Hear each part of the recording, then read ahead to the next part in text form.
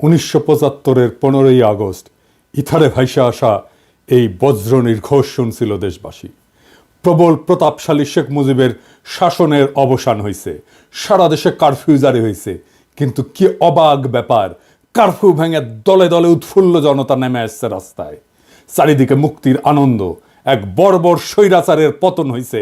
তারপর সন্ধ্যাবেলা খন্দকার মোস্তাকের পাশে কোমরে রিভলভার গুজে যেই অফিসার শপথ নেওয়াতে যাচ্ছেন তিনিই ছিলেন মেজর ডালিম। মেজর ডালিম রাতারাতি হয়ে উঠছিলেন নায়ক, সাহসের প্রতিমূর্তি। তারপরে 75-এর সব বীরকে পাঠানো হলো নির্বাসনে। সে আর এক আলাপ, আর একদিন করব। এরপর তিনি শুধু নামই ছিলেন ইতিহাসে। ওনার সাথে আমার প্রথম যোগাযোগ হয় 2019-এ প্যারিসে আসার পরে। ওনার সাথে চ্যাটিং হতো। ওনার একটা ফেবু আইডি ছিল ফ্যালকন আইজ নামে। নানা বিষয় আলাপ হইতো, ব্যাপক পড়াশোনায় ভদ্রলোকের। আমার সাথে ফোনে বা ভিডিওতে কখনো কথা হয়নি, তবে আমার ঘনিষ্ঠ সার্কেলের অনেকের সাথেই নিয়মিত কথা হইতো। আমি কথা বলতে চাইছিলাম, উত্তরে বলছিলেন বলবো সময় হইলেই। আমার স্বাধীনতা উত্তর বাংলাদেশ বইটা প্রকাশিত হইলে পড়তে চাইছিলেন, আমি পাঠাইছিলাম সুইডেনে ওনার এক শিষ্যের কাছে। উনি বই পাইয়া বই হাতে ছবি পাঠাইছিলেন, এটা নিশ্চিত করতে যে ওনার কাছে পৌঁছাইছে। আমি আমার সার্কেলে ওনারে বড় ভাই বলে ডাকতাম। জিজ্ঞেস করতাম, বড় ভাই কেমন আছেন, কি বলেন। কোনো রাজনৈতিক পরিস্থিতিতে জানতে চাইতাম বড় ভাইয়ের রিডিং কি। একটা সময় খেয়াল করলাম উনি ভুলে যাইতেছেন জিনিসপত্র, ডাক্তারি ভাষায় যাকে বলে কগনিটিভ ডিজিজ। তখন থেকে ওনাকে বলতে শুরু করলাম বুড়া। তো জিগাইতাম বুড়াটার খবর কি। যাই হোক, উনি নাকি বলছেন যে ওনার বয়স 75 বছর, আসলে ওনার বয়স 78 বছর। ওনার জন্ম 1946 সালে উইকিপিডিয়ার তথ্য অনুসারে। 64 সালে বিমান বাহিনীতে যোগ দেন, ঠিক 18 বছর বয়সে। বুড়া বয়সে 3 বছর কম হয়ে বলছে আর কি, আমার অনুমান ভুলে বলছে। এপিসোডের স্ক্রিপ্ট লিখতে লিখতে ওনার ছবিটা খুঁজতেছিলাম, যে ছবিটা দেখাইলাম আমার বই হাতে, ছবিটা পাইতেছিলাম না। তো সুইডেনের বাইরে ফোন দিলাম, তো উনিও খুঁজতেছেন। এর মধ্যে বুড়া ফোন দিছে ওই সুইডেনের বাইরে। তো উনি যখন জানলেন যে আমি লাইনে আছি, উনি স্পিকারে দিলেন, আমি শুনতেছি। উনি বলতেছেন, আমাদের দুইজনকে স্পিকারে দিলেন। উনি জিজ্ঞেস করলেন পিনাকি কি দেখছে আমার লাইভ। আমি বললাম হ দেখছি বড় ভাই। তো সুইডেনের বড় ভাই ওনারা বলতেছেন, আপনি পিনাকির বই হাতে একটা ছবি তুলছিলেন না, আছে ওইটা। আমি শুনতেছি। তো বুড়া বলতেছে, পিনাকি বই লিখছে নাকি, কই আমি তো দেখি নাই। তো রিসেন্ট মেমোরি নাই হয়ে যাইতেছে, আর্লি সাইন অফ আলঝেইমার্স। যাই হোক, বুড়া আমাদের মাঝে আরো অনেকদিন বাইচা থাকেন। ওনার লাইভ এপিসোড করছে ইলিয়াস। এইটাই সম্ভবত বাংলাদেশের মানুষের সর্বোচ্চ দেখা লাইভ। ইউটিউবে একসঙ্গে সর্বাধিক সংখ্যক দর্শকের লাইভ স্ট্রিমের রেকর্ডটা 8 মিলিয়ন। তবে এইটা বাংলা ইউটিউবের সর্বোচ্চ, এটা নিঃসন্দেহ। এবং আমার মনে হয় এই রেকর্ড আর কেউ কখনো ভাঙতে পারবে না। এইবার আসেন এপিসোডের প্রসঙ্গে। বাম, আওয়ামী লীগ আর প্রগতিশীল বিএনপির পুচ্ছে আগুন লাগিয়েছে একই সাথে। যাই হোক, আমি সবগুলা আগুন নিয়ে আজকে কথা বলবো না, কয়েকটা আগুন নিয়ে কথা বলি। প্রথম অভিযোগ কি, মেজর ডালিম নাকি খুনি। আসলেই কি মেজর ডালিম খুনি? আসলে না, খুঁজে দেখি। বিপ্লবী এবং সৈনিকদের খুনি বলা যায় না, কারণ তাদের কর্মকাণ্ড এবং উদ্দেশ্য সাধারণ অপরাধীর সাথে তুলনা করা যায় না। আদালত যখন প্রাণ নেয় সেটাকে খুন বলা যায়? একজন সৈনিক যখন দেশের শত্রুকে হত্যা করে সেটাকে অপরাধমূলক কাজ? একজন নারী যখন তার ধর্ষককে হত্যা করে ফেলে ধর্ষণের সময়, সেটাকে অপরাধ না? সেটা না। কেন না? এর কয়েকটা কারণ আছে, বুঝে দেখি। 1 নম্বর কারণ, নৈতিক পার্থক্য, মোরাল জাস্টিফিকেশন। বিপ্লবীরা সাধারণত বিদ্যমান শাসন ব্যবস্থার অন্যায় বা নিপীড়নের বিরুদ্ধে সংগ্রাম করে। তাদের কর্মকাণ্ড একটা বৃহত্তর সামাজিক এবং রাজনৈতিক পরিবর্তনের উদ্দেশ্যে পরিচালিত হয়, বৃহত্তর স্বার্থে। নৈতিক দৃষ্টিকোণ থেকে এটা ন্যায় যুদ্ধ, জাস্ট ওয়ার, এই ধারণার সাথে সম্পর্কিত। সৈনিকেরাও একটা প্রতিষ্ঠিত রাষ্ট্র বা আদর্শ রক্ষার জন্য কর্তব্য পালন করেন। 2 নাম্বার, উদ্দেশ্যের মাহাত্ম্য। এটাকে ইংরেজিতে বলে এন্ডস ভার্সেস মিনস। বিপ্লবী বা সৈনিকদের কর্মকাণ্ডের উদ্দেশ্য ব্যক্তিগত স্বার্থ না, বরং এটা বৃহত্তর সমাজ জাতির জন্য। দার্শনিক ইমানুয়েল কান্ট বা জন স্টুয়ার্ট মিলের মতবাদে উদ্দেশ্যের গুরুত্ব এবং প্রভাব নিয়ে আলোচনা আছে। মিলের উপযোগবাদ বলে একটা তত্ত্ব আছে। এটা অনুযায়ী যদি একটা কর্ম বৃহত্তর জনগণের কল্যাণে হয় তবে সেটা নৈতিকভাবে গ্রহণযোগ্য।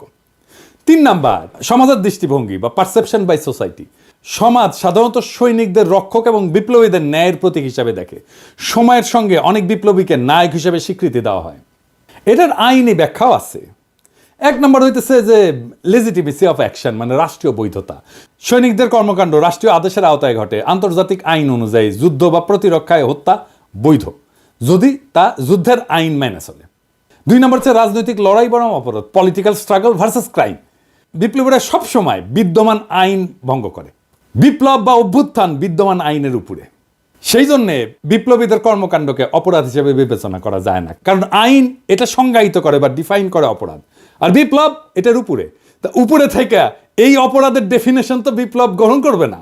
জুলাই বিপ্লবে পুলিশ নিহত হয়েছিল, মারা গেছিল, মারে ফেলা হয়েছিল, এটা অপরাধমূলক কাজ না, এটা বিপ্লবী সহিংসতা।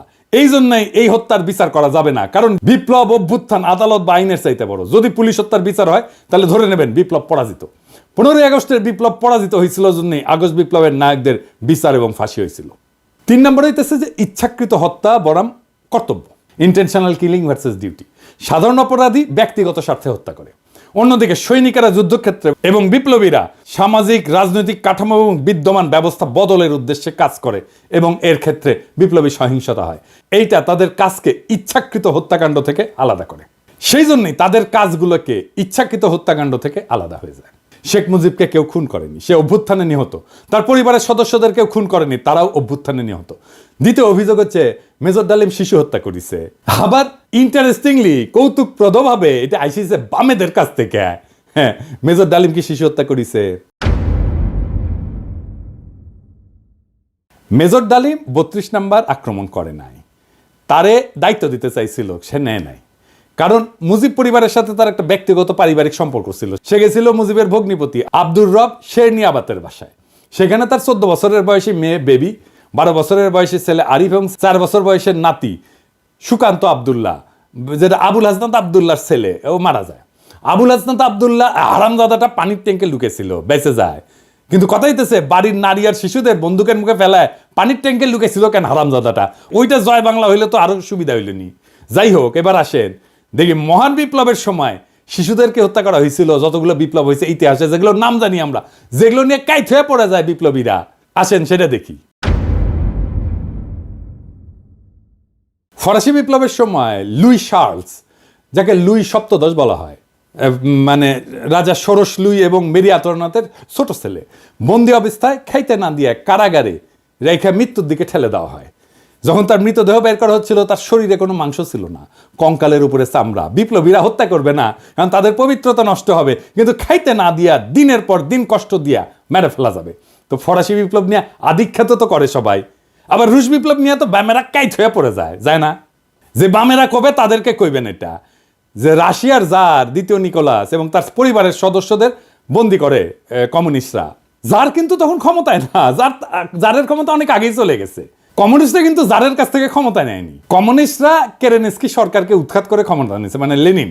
ক্ষমতা নেওয়ার পরে 18 সালে 17 জুলাই একসাথে হত্যা করে এই জারের পরিবারকে, তার স্ত্রী আলেকজান্দ্রা এবং তাদের 5 সন্তান, অলগা, তাতিয়ানা, মারিয়া, আনাস্তাসিয়া এবং অ্যালেক্সি। লেনিন মনে করছিল জারের পরিবার যদি বাইসে থাকে তাহলে তারা রাজতন্ত্র পুনরুদ্ধারের জন্য কাজ করতে পারে। এই জন্য পুরা পরিবারকে হত্যা করার সিদ্ধান্ত নেওয়া হয়। পরিবারের সকল সদস্যদেরকে কমিউনিস্ট বিপ্লবীরা গুলি করে হত্যা করে।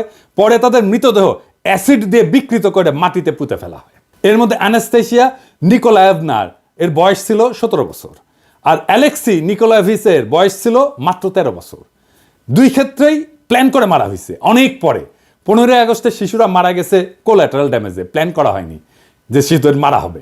এখন আমরা যদি বলি মেজর ডালিমেরা তো শিখেছে ফরাসি আর রুশ বিপ্লব থেকে, উত্তর আছে আগে বামেরা লেনিনের বিচার করুক, ফ্রেঞ্চ রেভলিউশনের বিপ্লবীদের বিচার করুক, জবাব আনুক, আমরা তারপরে জবাব দেব।